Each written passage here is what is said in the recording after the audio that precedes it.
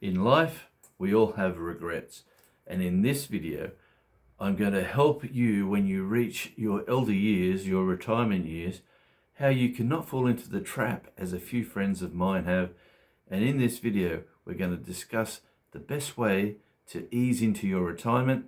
And if you stick around, there's going to be a great tip at the end. Yes, I've worked in a number of industries over the years, and my name is Radio Jonesy. Worked in radio for a number of years, as well as had my own company, worked for numerous other organisations, and through my list of contacts and acquaintances that I keep hanging around, and I've been in the music game as well for a number of years as well, and most of my friends of late have all got into their retirement years, and here are the regrets that they've had in our conversations we've had over the last 12 months. And with these tips, I'm here to help you not make the same mistakes. The first regret, and the major regret which most of them had, is, believe it or not setting themselves up properly for retirement in a number of ways, like for their plan for their housing, their daily spend, their commute. All these sort of things all marry into your retirement and your plans for financial wealth and stability. So, and I've got friends from the high end, the guys with millions, to the people with nothing, living on government benefits. And in this video, like when I discuss with them, I can share it with you. The guys with plenty of cash, they've done well for themselves, whether it be through real estate or through work, companies, luck, some of them. Their number one regret is not setting up their retirement the way they would like to live in their retirement years. A lot of them went cold turkey. They stopped work and they had money, didn't know what to do with themselves, become lazy, become bored. Some of them went back to work because they didn't know what to do.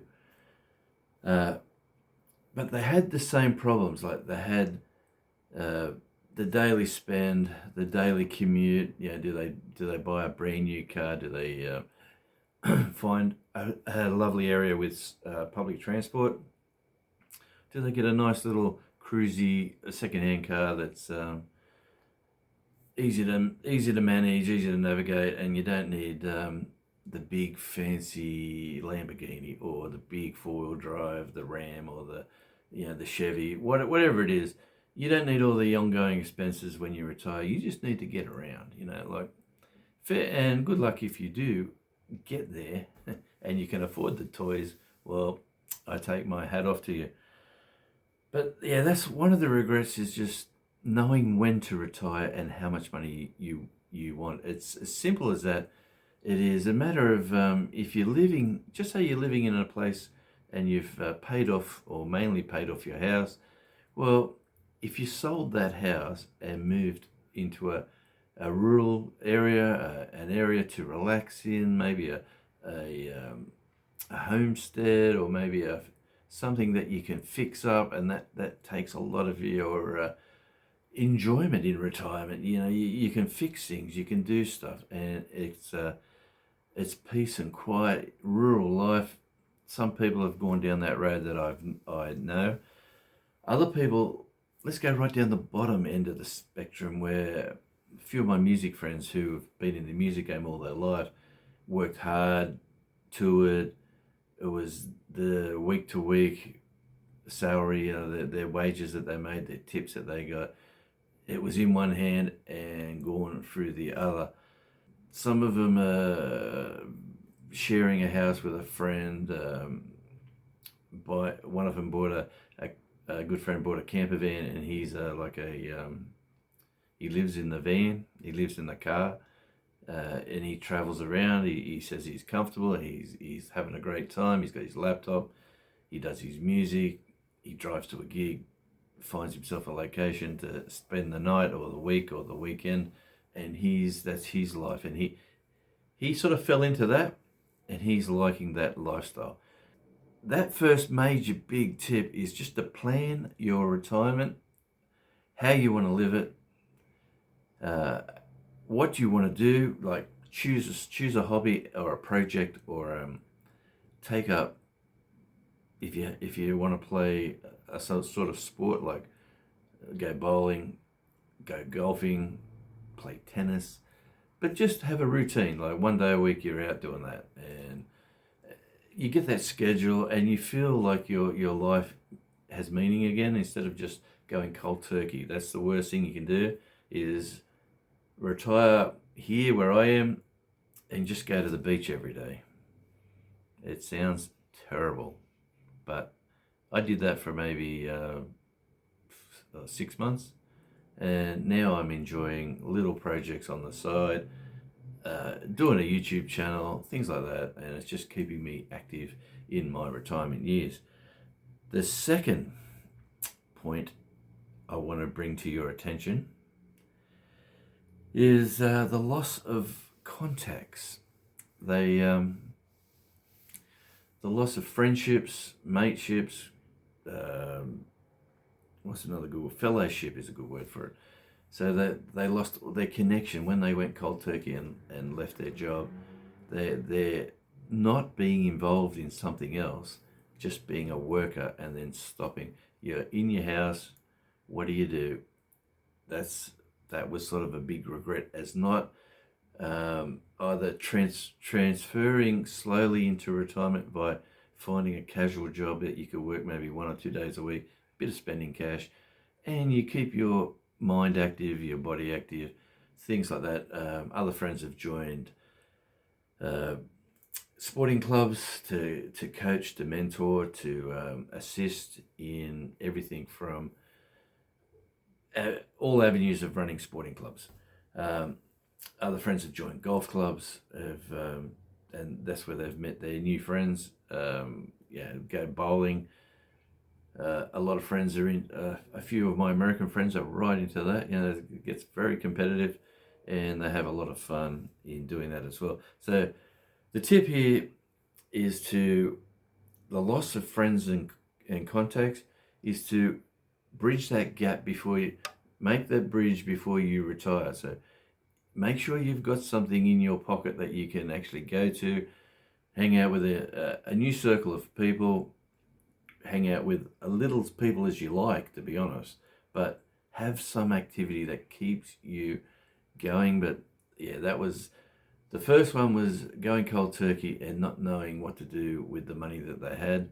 The second one is the loss of fellowship and friends. They are simple little things, but they are things that are very important in the human psyche, in the way you live your life. It's good to avoid people. It's good to do your own thing, run down a sort of a path of not loneliness, but just being a soloist, like doing your thing. But in doing your thing, you still need a couple of acquaintances, a couple of contacts, maybe the sporting club on a weekend. There's a couple of things make a huge difference in your retirement. And another major point that a lot of my friends said, and this probably goes against the grain, is that they wish they spent a lot more money when they were active. So a lot of my richer friends have said they wish they traveled to America and to Europe and to Asia when they're in their 40s, not in their 60s, not in their 70s. They wish they did it earlier, but they were too busy in that daily grind of making a dollar, working hard, putting the roof over your head.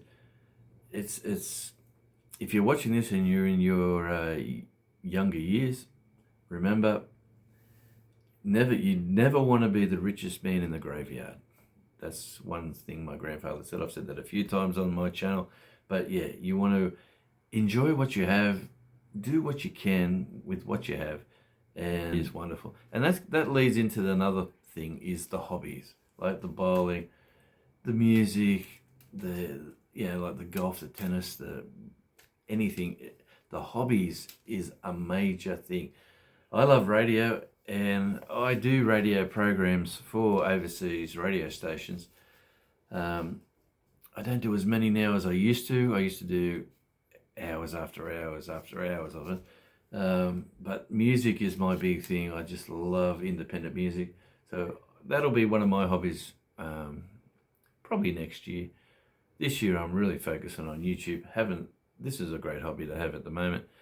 But yeah, hobbies. Get one. It could be anything from a hobby could be walking your dog. Yeah, that could be a new thing. It could be getting yourself a pet, getting yourself a fish tank. Getting yourself something. But the hobby keeps the interest, keeps the mind. These are all simple things, I know, but these are very important things for when you're retirement. And the most important thing, and this is the big tip, this is the thing that you really must take into account, is your health. So concentrate leading into your retirement by being physically fit if you can do it. Just walk 20 minutes a day. 20 minutes a day. Walk 10 minutes up that way up the street, turn around and walk it 10 minutes back. 20 minutes. If you could do that every day, and let me tell you, if you can walk and carry a pocketbook with a pen, that's in my next video. Keep an eye out for that one. But if you can carry a pocketbook with you when you're walking, man, your mind thinks of so much. It's like this computer that's rebooting as you're walking along. And I get song lyrics, I get ideas for videos, I get ideas for holidays, I get ideas for fixing at the house. You know what? And if I didn't carry this and I walked around, I'd forget. I'd come home and I'd just sort of, oh, what was that idea? And you sort of half got it, but you haven't got it fully. Same as like lyrics for some new songs, like you might get a melody, or you might get some words that just fit into a groove, and you just put them lyrics down, and then maybe a week or two later when you're playing with your music, you might be able to go, wow, it's oh yeah, or someone might be writing a song and they're trying to find words, and you go, hang on, I want some credit, but this is what it's going to be, and then you give them your magic words. Hey, it's pretty much it's a basic video. Retirement is the best time of your life. You've worked hard, the kids are gone, or maybe they're still at home. I know some people like that, and I'm sort of just looking around the corner. So they could be, you got to enjoy your life at this stage. So set yourself up financially, buy that cheaper house, a smaller house, move to a lovely location, spend time on yourself, go down the beach, go for a walk in the bush, go for a walk find a trail, enjoy nature, enjoy life like it is. My grandfather, and I always talk about old Joseph, he was a lovely old man. He had the old hourglass. The sands go through the hourglass. These are the days of our lives. Well, he had one of them. It went for an hour. So he'd turn it up and the sand would trickle and it would go for an hour. And he used to say, Steve-o, this is your life. And the hourglass would be running. And he said, you're having a great time, and your days are flowing really good, and they just keep flowing and flowing and flowing. He said, like your life, you've improved, you've done this, you've done that. He said, keep watching the sand, and as it goes down and the final grain of sand drops, it's over. So the lesson there was to enjoy every moment of your life, of your retirement. This is Radio Jonesy. Thanks again for tuning in. Don't forget, if you've enjoyed this, you could watch one of these videos, or just if you feel like you want to give us a like or subscribe, we really would appreciate it. Thanks again. One of my favorite sayings is, do what you love and love what you do. Until we meet again, Radio Jonesy. Hey there, Radio J Talk listeners. I am checking in from my channel, Shawnee Grows, here in Minnesota, where I share my passion for encouraging others to grow food. Stop by for my garden discussion live streams and say Radio Jonesy sent you. I love tuning into Radio J Talk because Jonesy always brings interesting conversations and he has great vibes. Keep up the great work, Jonesy, and grow every day in every way.